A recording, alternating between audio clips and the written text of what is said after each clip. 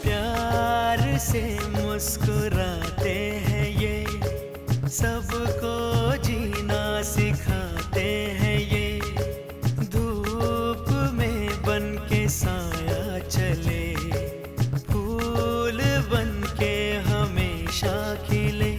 कभी टूटे नहीं, कभी छूटे नहीं, गम की आँच से भी नहीं ये पिघलते।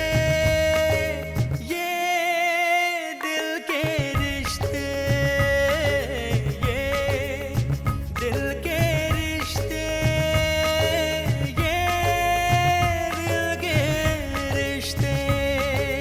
अगर किसी बागीचे का माली मुसलमान हो तो क्या वहां के फूल भगवान को नहीं चढ़ाए जा सकते? अपनापन अपने घर में दिखाओ तो ठीक लगता है। ये मेरा घर है, या वही होता है जो मैं चाहती हूँ और जो मैं कहती हूँ।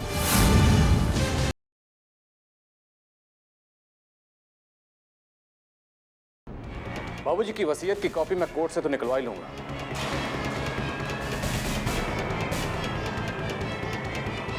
तब सच और झूठ का पता चल जाएगा।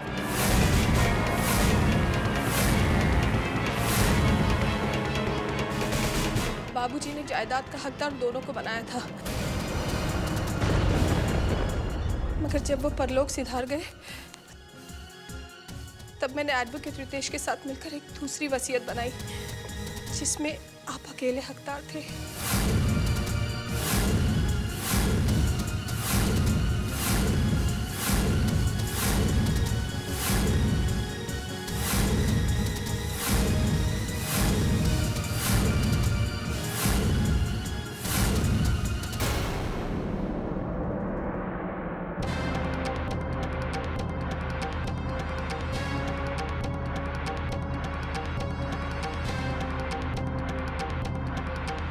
इसका मतलब है आज तक तुम मुझसे झूठ बोलती रही।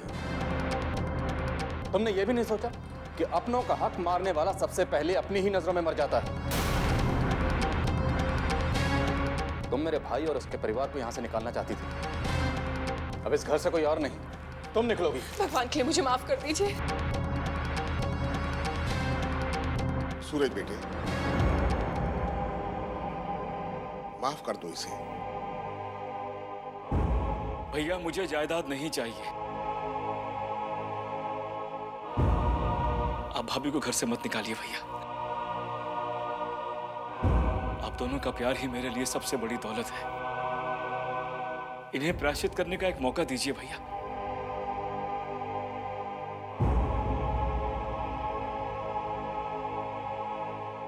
नहीं शंकर, यह ऐसा पाप नहीं है जिसका प्रायश्चित किया जा सके। इसने अपराध किया है, इसे दंड मिलना ही चाहिए।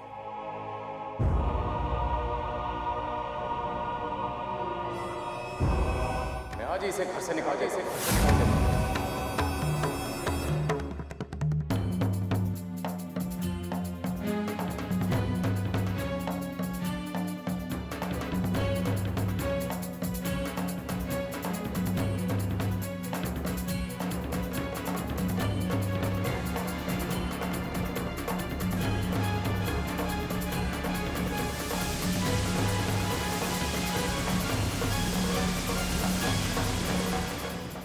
सच पता चल गया तो सूरज मेरा क्या हाल करेंगे पता नहीं।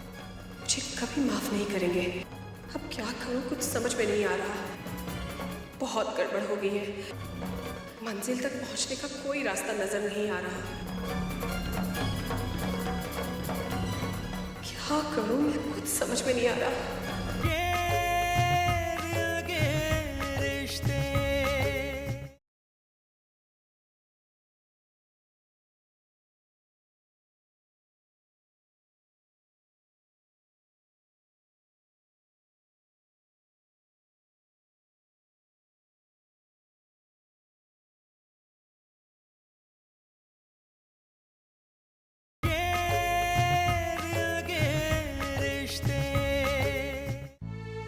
अब्दुल्ला बेटा, कहीं बाहर जा रहे हो? कुछ मंगवाना है? नहीं नहीं, मंगवाना तो कुछ नहीं, मैंने तो ऐसे ही पूछ लिया। आओ बैठो ना।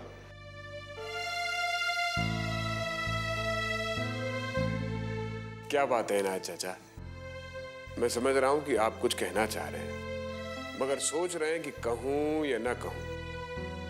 इनायत चाचा, आप बेझिझक कहिए, आपकी हर सलाह, हर हुक्म सर आंखों पर, कहिए।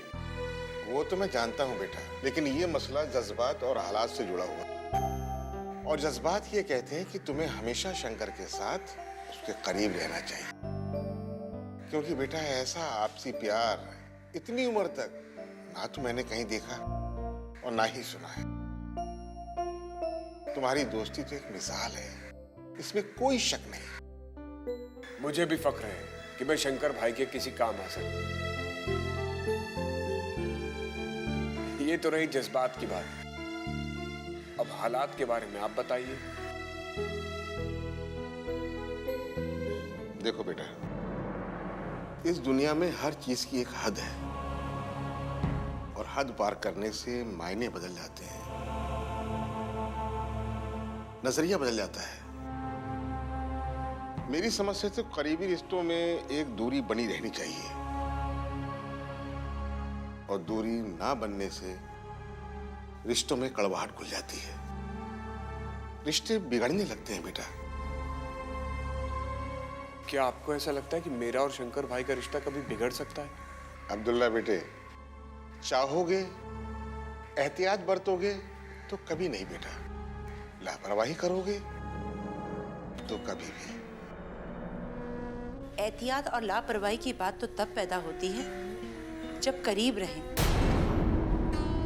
दूरी इन सब से महफूज रखती है, यहाँ हम महफूज नहीं हैं। अगर ऐसी बात है तो मैं शंकर भाई से बात करूंगा, हमें 40 गांव वापस लौट जाना चाहिए। हाँ, हम गांव चलते हैं। सलमा ठीक कह रही है, यही बेहतर होगा। हाँ हाँ, वही होता है जिसके लिए हम मेहनत करते हैं, सोचते हैं और फैसला कर कर उस पर अमल करते हैं। अब इस टेक्सटाइल मिल को ही देख लो। ये टेक्सटाइल मिल बाबूजी का सपना थी, उन्हीं की डाली हुई बुनियाद पर मैंने ये मीनार खड़ा किया। बस काम शुरू किया, और जब काम बढ़ने लगा तो स्टाफ बढ़ गया, और जब स्टाफ बढ़ा तो बगल वाली जो ज़मीन खाली पड़ी थी उसे डेवलप किया। तुम्हारी रगों में भी तो टेक्सटाइल मालिक का खून दौड़ रहा है, तुम भी इस मिल के लिए कई अच्छे फैसले ले सकते हो। मैं क्या फैसला ले सकता हूँ भैया? क्यों? ये ऑफिस, ये मिल तुम्हारी भी तो है। नहीं भैया, मुझे इस ऑफिस में जगह देकर आप बाबूजी की आत्मा को दुख क्यों पहुंचाना चाहते हैं? उनके खिलाफ जाकर उनके जीते जी मैंने उन्हें बहुत तकलीफ पहुंचाई भैया। अब उनकी आत्मा को दुख नहीं पहुंचाना चाहता हूं मैंने फैसला कर लिया है भैया, मैं 40 गांव लौट जाऊंगा। वफादारी अच्छी चीज है शंकर, हर मर्द में होनी चाहिए, लेकिन मेरे भाई तुम जिस हालत में हो उसे सहन नहीं होता। और मेरी बात का यकीन करो, अगर बाबूजी जिंदा होते तो वो भी तुम्हें इस हालत में देखकर बर्दाश्त नहीं कर पाते। बच्चों की जिद अगर बड़ों को ठेस पहुंचाती है तो उनकी मजबूरी उन्हें रुलाती भी है। अब जीना मरना अपने लिए नहीं भैया, अपनों के लिए है, जिनकी सारी उम्मीदें टिकी हैं मुझ पे, जिनकी आंखें सपने नहीं मुझे देखती हैं कि मैं उनका हक दिला पाता हूं या नहीं। बहुत गरीब है वो बेचारे भैया। हमारे नहीं किसी और की बात कर रहे हो? किसके हक की बात कर रहे हो? मेरे साथ मिल में काम करने वाले मजदूर भैया, जिनके हक की लड़ाई मैं लड़ रहा हूं। भैया मैं जानता हूं आपके साथ यहां रहूंगा तो मुझे दुनिया की हर चीज मिलेगी, हर ऐशो आराम मिलेगा, हर सुविधा मिलेगी, लेकिन सच्चा सुख तो उन मजदूरों की खुशी से ही मैं हासिल कर सकता हूं। तो इसलिए तुम्हारा एक्सीडेंट कराया गया। बात क्या है शंकर? भैया ये मजदूरों के हक का सवाल है, इसीलिए मैं पीछे नहीं हट सकता।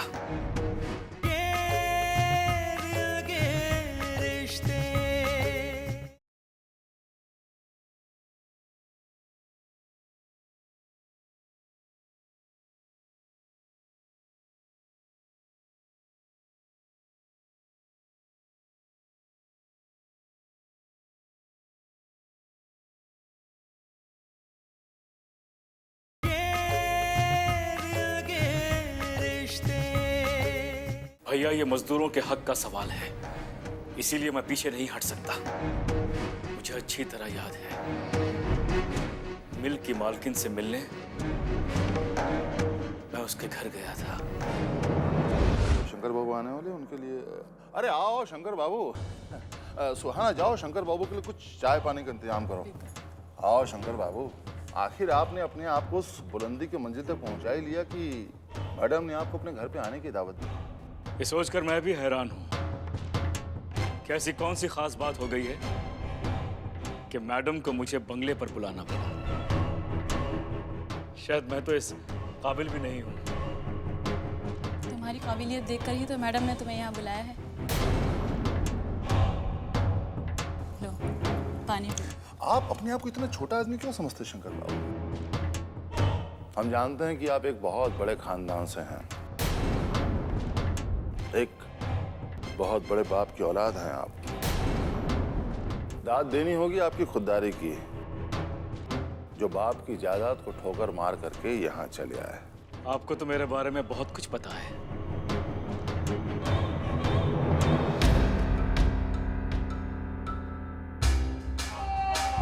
हाँ, मुझे भी पता है और मैडम को भी पता है।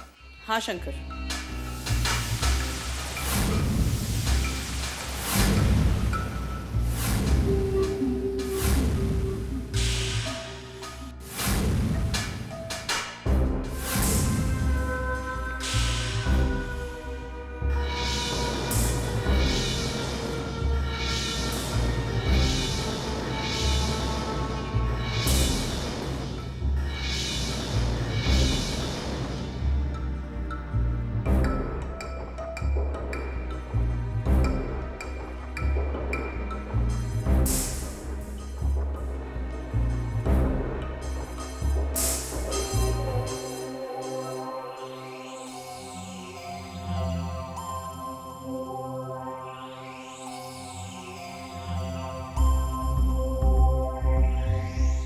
ये मेरी आदत में शुमार है शंकर। मेरे बंगले पर आने वाले हर इंसान का मैं भूत, वर्तमान और भविष्य जानती हूँ।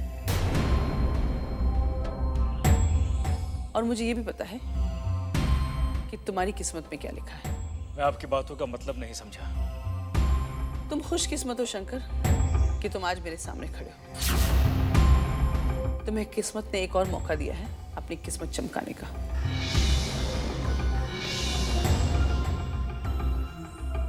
ताकि तुम अपने भाई के सामने खड़े हो सको।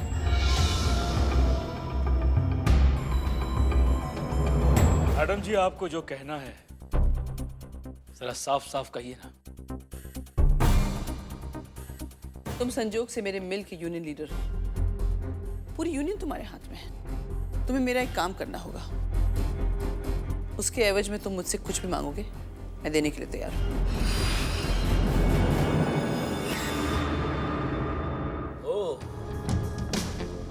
अब समझा मैं।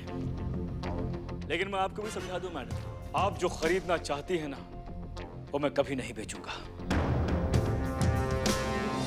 और आप किसी कीमत पर उसे खरीद भी नहीं पाएंगे।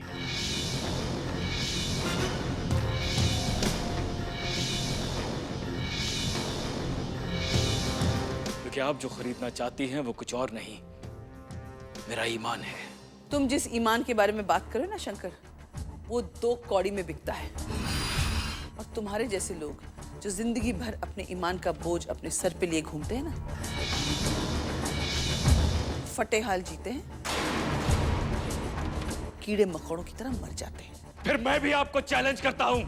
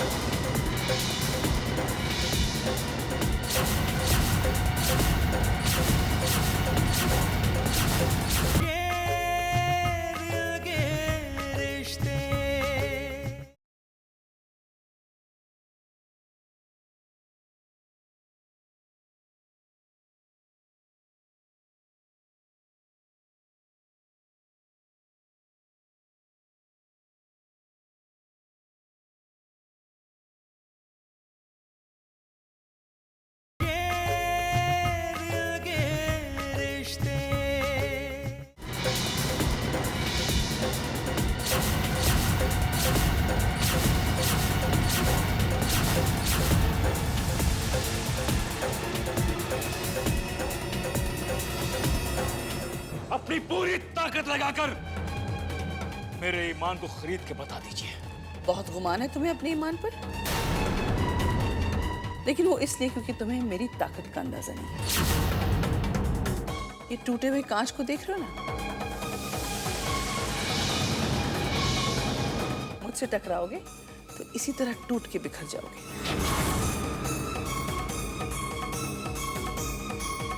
फिर इस बात का भी ख्याल रखिएगा कि टूटा हुआ कांच इतना खतरनाक होता है कि वक्त आने पर खंजर भी बन सकता है। कौन किसके लिए खतरनाक साबित होता है ये तो वक्त ही बताएगा। मैं इस मिल को बेचूंगी और उसके लिए मैं किसी भी हद तक जा सकती हूँ। अगर तुम्हें कुछ हो गया तो तुम्हारे बच्चे भूखे मर जाएंगे, उनके सर से छत छिन जाएगी। और मैं दावे के साथ कह सकती हूँ कि जिन मिल मजदूरों के लिए तुम दिन रात लड़ रहे हो ना, वो तुम्हारे बच्चों को एक निवाला देने तक नहीं आएंगे। भगवान बहुत बड़ा है मैडम जी। जिस तरह हिंदुस्तान के लाखों बच्चे सिर्फ एक वक्त की रोटी खाकर खुले आसमान के नीचे अपनी जिंदगी गुजार लेते हैं, उसी तरह मेरे बच्चे भी गुजार लेंगे। लेकिन अपने मजदूर भाइयों के हक के लिए जिंदगी भर लड़ता रहूंगा। अरे आपके जो जी में आया आप कर लीजिए। तुम्हारी हिम्मत की दाद देनी पड़ेगी। लगता है मुझे अपना फैसला बदलना पड़ेगा। तुम जा सकते हो शंकर, तुम्हें मेरे फैसले का पता चल जाएगा।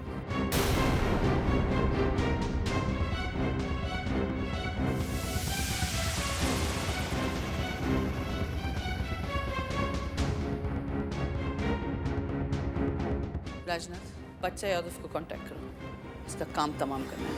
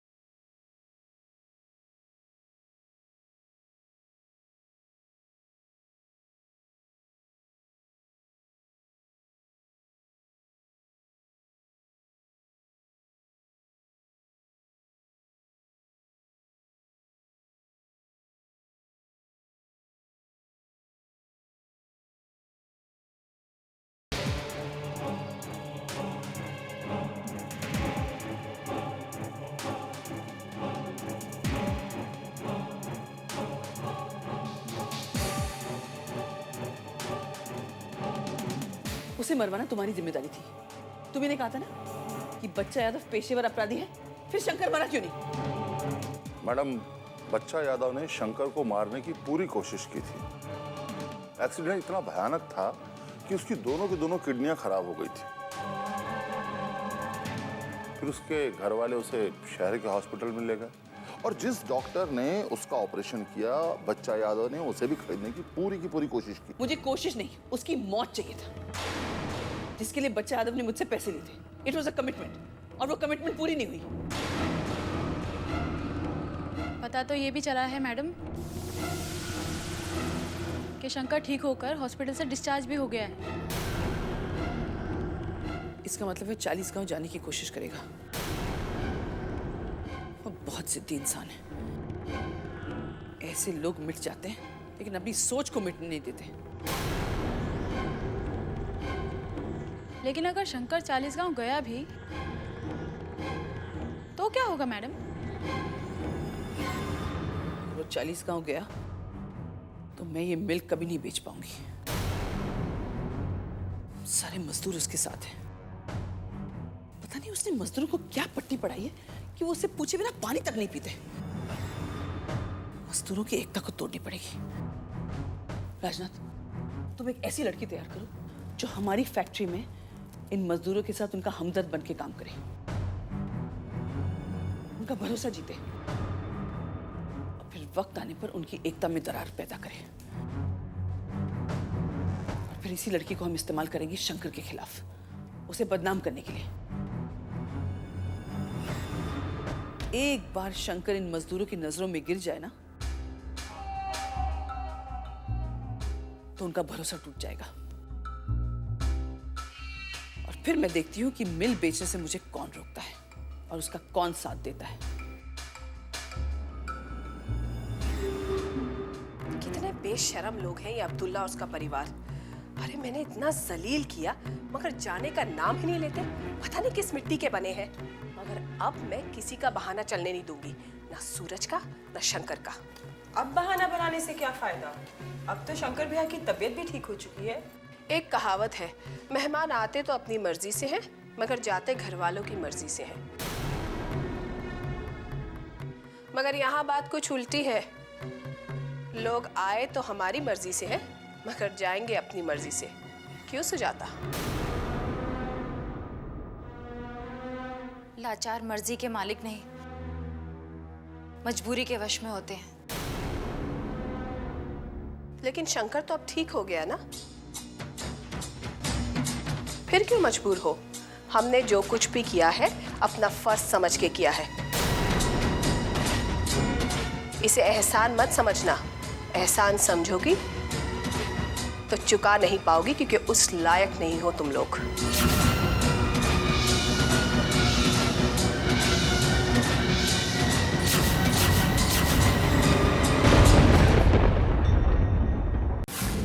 मतलब परस्त होते हैं ऐसे लोग जो अपने फायदे के लिए कुछ भी कर सकते हैं। सलमा, देखना ये अंतरा एक दिन दोनों भाइयों के बीच दरार और दीवार दोनों खड़ी कर देगी। क्या पता दरार और दीवार दोनों खड़ी कर चुकी हूँ। गरीबों के पास कुछ और हो ना हो, खुददारी जरूर होती है, और वो भी दुखती रख की तरह।